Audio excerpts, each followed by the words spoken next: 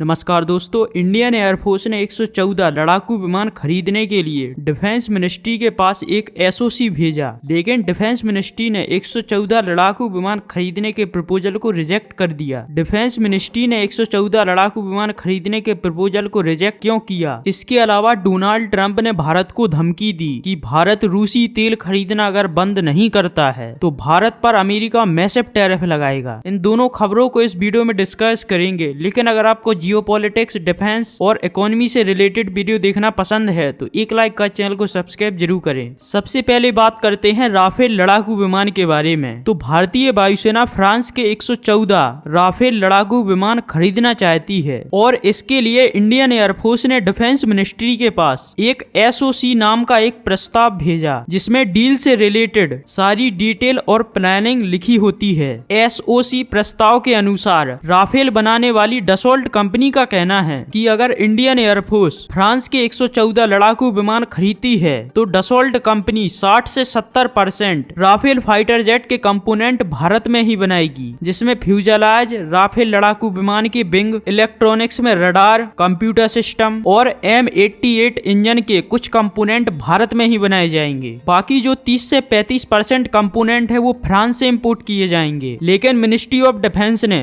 114 Rafale लड़ाकू विमान खरीदने के प्रपोजल को रिजेक्ट कर दिया। डिफेंस मिनिस्ट्री का कहना है कि भारत 114 लड़ाकू विमान खरीदने वाला है और ये डील तकरीबन 2 लाख करोड़ से ऊपर की होने वाली है, तो इसमें कम से कम 80 से 90% लोकल कंपोनेंट का यूज होना ही चाहिए। केवल जो 10% कंपोनेंट हैं वो डसॉल्ट कंपनी फ्रांस से इंपोर्ट कर सकती है। डिफेंस मिनिस्ट्री की बात सही भी है, क्योंकि भारत ऑलरेडी 36 राफेल खरीद चुका है और भारत ने 26 राफेल मरीन का ऑर्डर दे दिया है, यानी भारत राफेल का एक बड़ा कस्टमर है। और भारत जब डसॉल्ट कंपनी को इतना बड़ा ऑर्डर दे रहा है तो इसमें तकरीबन 90% लोकल कंपोनेंट का यूज तो होना ही चाहिए। डिफेंस मिनिस्ट्री ने अभी के लिए 114 लड़ाकू विमान खरीदने के प्रपोजल को रिजेक्ट कर दिया है। अब इंडियन एयरफोर्स डसॉल्ट कंपनी से बात करेगी और जो डसॉल्ट कंपनी 60 से 70% राफेल लड़ाकू विमान का लोकलाइजेशन करने के लिए तैयार है, उसको बढ़ाकर 80 से 90% किया जाए। और अगर डसॉल्ट कंपनी 80 से 90% लोकल कंपोनेंट का राफेल में यूज करेगी, तभी भारत और फ्रांस के बीच 114 राफेल लड़ाकू विमान की डील हो सकती है। दूसरी खबर की बात की जाए तो डोनाल्ड ट्रंप ने भारत को धमकी दी है। ट्रंप का कहना है कि भारत अगर रूसी तेल खरीदना जारी रखता है तो अमेरिका भारत पर मैसिव टैरिफ लगाएगा। इसके बाद ट्रंप कहते हैं कि मेरी प्रधानमंत्री मोदी से बात हुई है और पीएम मोदी का कहना है कि वे रूसी तेल खरीदना धीरे धीरे कम कर देंगे।